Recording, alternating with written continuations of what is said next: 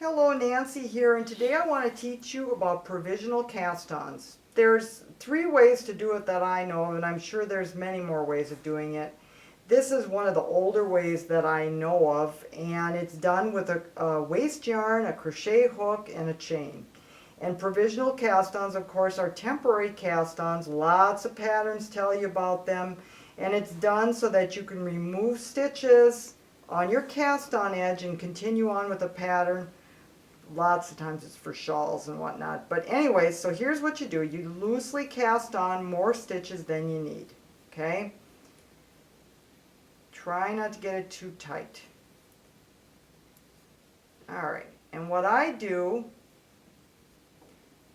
is after I put on my last stitch, I bring the end through so it can't unravel yet. I'm not going to pull this too tight, because you see this is going to be the end that we take out to unravel it if all goes well.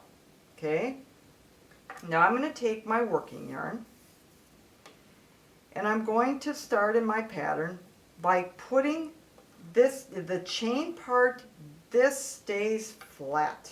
Okay, that is not the part you knit in. You knit in the bumps that are on the back side. So I hope you can see them. This is the back side. So I'm going to enter that just like I would a stitch on my needle. Okay, and I'm going to bring my first stitch through. Okay, and I'm going to knit up. Not a lot, but a few. And I want to point out, when you do a provisional cast on, I've had many students of mine say, I did something wrong. I cast on 50 stitches. And when I took my provisional cast on off, I only had 49. No, you did nothing wrong. That is perfectly normal. Because of the half stitch rule, where you're off that half stitch, you need to pick up an extra leg along either edge of whatever you're making. So it's not a big problem. It's perfectly normal. It happens to all of us. It just tells me you did it right. So don't panic. Okay. Alright, so this is a pretty good start. So, okay. I've got some stitches picked up, and now I'm going to knit a few rows. Okay?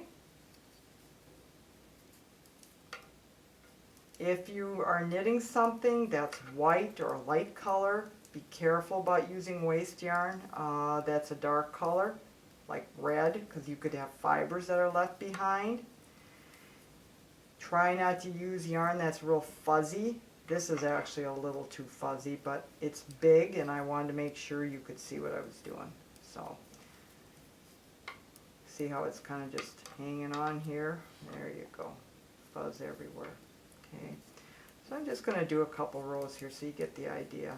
And you would never remove this chain or this provisional cast on until your pattern instructed you to do so. We'll just do one more for good measure. Okay, and here we go. And here we go, here we go. And this will be our last row. And then we'll remove it, and then hopefully it'll come out easily. Never know. Okay, so we're going to carefully, this is the side that's going to unravel. I always say hopefully. It's going to do it easily, otherwise always keep a scissors close by. And we're going to carefully, now if you're a nervous Nelly, you would be here with your needle grabbing these stitches as they appear. Okay? And this is for all the nervous Nellies out there. And sometimes I'm a nervous Nelly too. So if this were slippery yarn, you bet you'd want to do this. But normally by the time you get to this end, if it's wool, it's pretty much formed the shape of the stitch and it stays put. Okay, so out it comes. And I hope you can see what I'm doing. Okay, and if you get them on in the wrong direction, you can just turn them around. That's no biggie. You all know how to do that. Okay, there's that last stitch. pull that out. I'm going to try to pull it out. Okay. Alright, so now 2, here you go. You've got 2, 4, 6, 8, 10, and here's going to be 9. 2, 4, 6, 8. Nope, I grabbed my extra stitch already, but normally it would be that amount. But I grabbed an extra leg on the edge, so I've got the same on both sides, which is good, which is what I wanted.